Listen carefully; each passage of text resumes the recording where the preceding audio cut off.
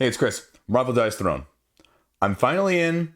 Why do I think this is the best iteration of Dice Throne?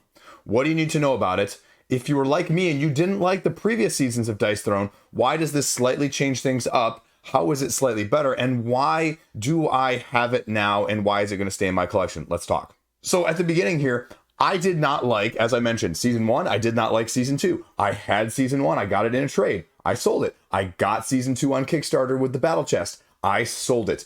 I looked season 3 when it came around on the crowdfunding from Roxley, and I said, nope, gonna pass. Now, how did it end up back in my collection? Because I looked at this game and I said, okay, my kids love Marvel. We play Marvel United all the time. This is something up that line of things. Amazon had a sale. Boom, it's in my collection, right? So now we have the base game here with Miles Morales, Scarlet Witch, Thor, and Loki. What do you need to know on this? I mean, if you're not familiar with Dice Throne as a whole is this one unique character board that you have here with the basic setup of your various powers that you're going to be using dice to play, well, Dice Yahtzee, essentially. You have colors on the dice, you have sides on them that correspond to the powers, but then you also have numbers that are going to be used in sort of a poker-esque full house or straight 3 of a kind, 4 of a kind sort of manner. And so you're doing a combination of that through 3 dice rolls where you can choose any number of these dice, keep them, or re-roll them to try and get one of these powers, as you also manage a hand of cards. Straightforward, right? Relatively so.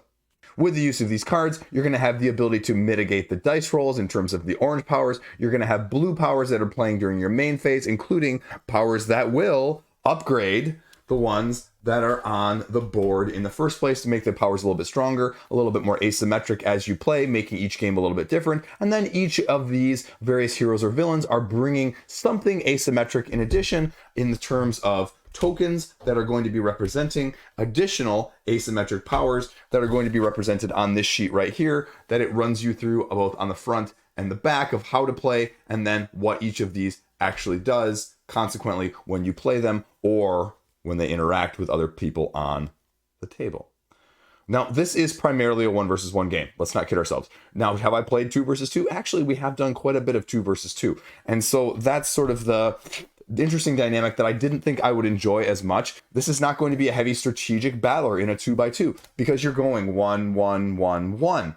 And you're also, with this health die that I've got right here, normally setting it 50 for 1 versus 1, you're doing 50 for the 2 of you on a team combined, and you can't really divide it up any other way. So at least from that side of things, it helps because it's not just one person gets knocked out and then, you team up and do 2 versus 1. Then you also have your other die here. This is your combat points. This is the main way you're going to be playing all of said cards in the first place, because all of these cards have a little value here in the upper left hand corner right here, which tell you how many that they cost. You gain 1 card off the draw, as well as 1 command point every turn that you play, and then you just go until somebody gets knocked out. That's the gist of the game. The high points of this game is a great thematic incorporation of the Marvel uniqueness that each of these characters bring. To go along with that, my kids love it. My 8-year-old is obsessed with this game. I've played it half a dozen times in the first week and a half since we got it out and I first taught him it. He absolutely loves it. The other big upside compared to something like Marvel United, which my kids also love, which I have a huge freaking stack of over there. I mean, the stack is almost as high as one of my kids is. And so the big benefit over Marvel United is, again, comparison-wise, from a family style of game, there is a lot less overhead in terms of setup and teardown with this, as opposed to me getting out several different villains, several different good guys, several different scenarios from Marvel United. When I'm getting a stretch goal guy from this box, a stretch goal guy from that box, I'm getting a character from this one, and then we're grabbing the villain from a different one. And so it's great because the variety is there, but boy howdy do I get frustrated sometimes only playing one of those games and getting like the tokens and everything else from here and from there and from there. And Roxley has, probably the best setup in terms of production and storage of any company out there, and this is no exception to that. Even from the OP Games' retail version of it, they've translated that directly into this to get the battle chest from Kickstarter or crowdfunding. So you're missing a set of promos, which Roxley has been made available on their website that you can probably pick up at some point for like 10 or 15 bucks. So you're not missing out on tons of exclusives either. The other upside is, like I said, they're all unique, which is both a boon and a curse. The boon is that you will find some of these that you like playing better than the others. I do not like Loki, for example. I just don't like how his powers interact. He is not my style. I mean, I love the fact that he has this little manipulation. I like some of the stuff that they're doing with this, the creativity. I love what he does with this little illusion token right here. So you can see that you can spend this. Then when somebody attacks you, they get to draw one of these 3 cards, either missing, fully hitting you, or half damage. So he doesn't have a way to mitigate apart from that. So you're really reliant at the same time on some of these very, very particular tokens and abilities. So if you can't get them, the game can be pretty lopsided depending on how aggressive you are. Because some of these defensive abilities down here, they are not all created equal. Only some people actually have a real good chance to block damage. Some others, it's just not nearly quite as strong. And so that's where some of the weakness is, and that's where they try and mitigate with some of the card play here. And the card play is probably the most divisive. When I'm playing with my kids, right, you have a lot of these orange cards which allow you to manipulate not only your dice, but also other people's dice. For this one, for example, you can choose a teammate or you to re-roll up to 2 dice. But you also have ones that just allow you to change the values of any 2 dice and to any 2 dice. So you can be really mean and go back and forth. And as someone's doing their final roll, you can screw up their attacks. And, you know, that really, really upset my 7-year-old when we had that happen last game when I was a little bit too aggressive. And if you don't like that sort of style, I mean, you don't have to do it, but when you're playing competitively, that's what the main way of avoiding attacks is going to be, because there are very, very few turns where you're rolling each of these dice and you're not able to come up with some combination on the board. Does it happen? Yes, very rarely. But if you use these cards more aggressively, it happens a lot more. And if you like that, great. That's the main way to mitigate, like I said.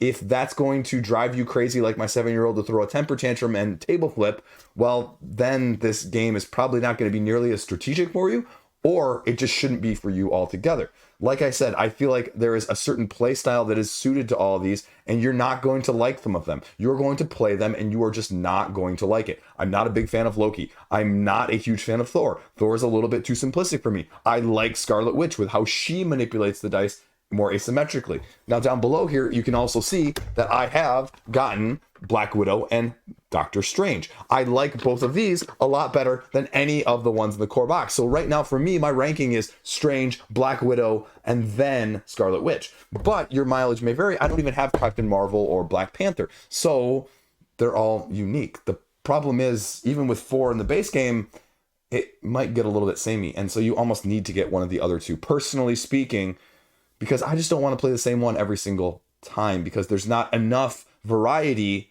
on a game by game if you're playing with the same character 3 or 4 times in a row, personally speaking. So that's where you need a few more characters to rotate through. So when I have 3 that I like out of the 6, then it's a lot more fun. Then I can play up against someone else. I can see how I do against my son's playing Black Widow or when he's playing Thor. And I can choose how I want back and forth. So that's what makes more sense. Has it won me fully over? No, it hasn't won me fully over. Is it going to leave my collection anytime soon though? No, it's not, because like I said, there are few games like this that have captivated my kids as much to make my 8-year-old, who just got a couple new Switch games for his Switch over Christmas, not want to play that and play this instead. And this is one of those games along with Marvel United. And so to do that nowadays, especially with all the electronic devices and the pulls everywhere else from that aspect, that cannot be underrated or understated. And so that's why this game is that good, because it gets people from that aspect who are looking for something a little bit lighter. And you can play, like I said, as strategic or not as you want, given these abilities that are going to do different things or allow you to act differently. And, you know, it does a good job. They all feel unique. That was the other concern that I felt was a very nice touch. So one last thing that I have to point out is you have this rule book, right? And this rule book is okay, but it's also a rule book that it kind of missing out just a few touches here and there, including like the damage, the avoidable versus the unavoidable, the defendable versus the undefendable, this little chart that you have to have in terms of, you know, what types of damage is, you know, can be modified by this and what type of damage can't be modified by this. And it's just a little bit messy. It's just way too messy for what it is. And it's like they wanted to make it really complicated, but then instead of making it really complicated, they just kind of made it a little bit unintelligible about remembering which one can do which and which one can do this and when can you modify it and when can you not modify it before it gets locked in. And so again, it should be just be a little simpler from there, because it just feels like you lose some cohesiveness when you're kind of looking up which and when and timing and those aspects of things. It's a minor grievance, but it gets in the way when you're trying to play these games, especially at the fast lower player count. So take it for what you will. That's Marvel Dice Throne. Those are my thoughts on it. Better than I expected. Much better than I expected. So I have to give them a lot of kudos for putting out a good product. If they come out with more, will I pick them up? If my kid remains this much interested in it, the answer is yeah. So right now it's not going anywhere. But that's Marvel Dice Throne. Stay classy. See you around. Thanks for watching.